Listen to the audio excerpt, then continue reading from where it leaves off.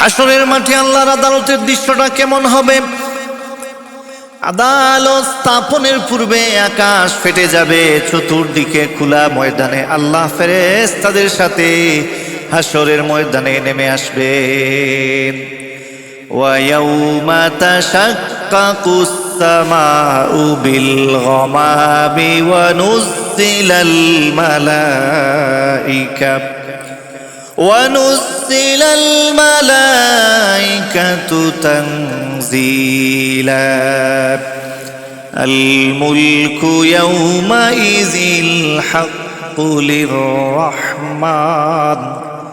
للرحمن وكان يوما على الكافرين عسيرا আল্লাহ রাব্বুল আলামিন সূরা ফুরকানের মধ্যে বলেন, সেদিন আকাশ মেঘমালা সহ বিদীর্ণ হবে এবং সেদিন ফেরেশতাদেরকে নামিয়ে দেওয়া হবে।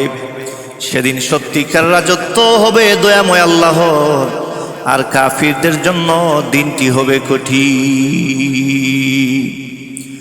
ওই কঠিন ময়দানের মধ্যে দুনিয়ার রাজা বাদশারা কোথায় থাকবে? দুনিয়ার রাজা বাদশারা কোথায় পলায়ন করবে?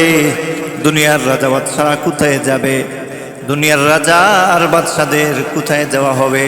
আমার মালিক যখন ডাক দিবেন, লিমানিল মুলকুল ইয়াউম, আজকে দুনিয়ার রাজা বাদশারা কোথায়?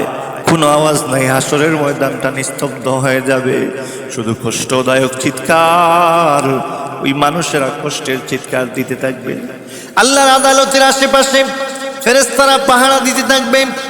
8 জন ফেরেশতা আল্লাহর আরশ বহন করতে থাকবে। আল্লাহ তাআলা সূরা হাক্কার 17 নম্বর আয়াতের মধ্যে বলেন, ওয়াল মালাকু আলা আরজাইহা ওয়া ইয়াহমিল আরশা রাব্বিকা ফাওকাহুম ইয়াউমাইযিন সামানিয়া।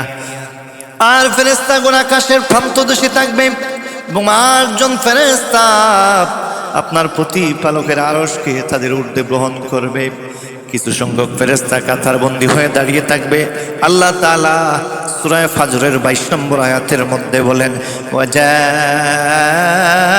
রাব্বুকা ওয়াল মালাকু সফফা সফফা, আপনার প্রতিপালক ও ফেরেশতাগণ কাতার বন্দী হয়ে হাজির হবে।